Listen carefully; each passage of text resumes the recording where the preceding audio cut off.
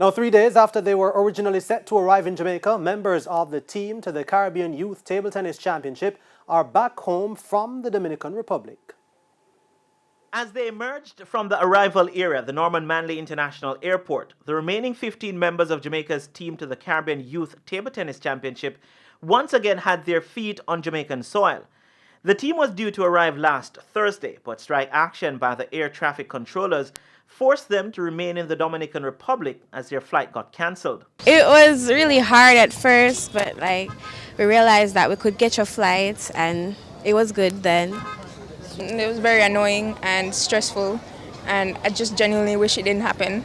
Ingrid Graham, who remained with the team, says there are positives to be taken from the mishap.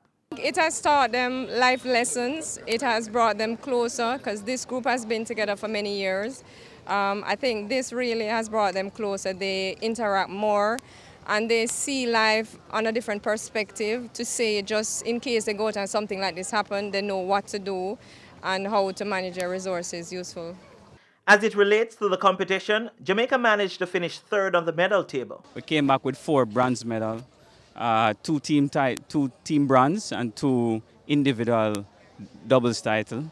So I'm quite pleased based on the preparation, the time given for preparation, and now things just open up back because of the COVID and lockdown and so forth. And then that we are always competing, and it's not so level playing field.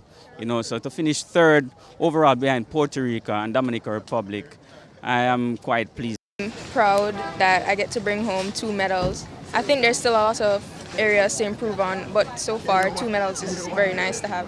This was a great tournament. I learned a lot from this tournament, and I would like to shout out the coaches for coaching us and then making us reach here.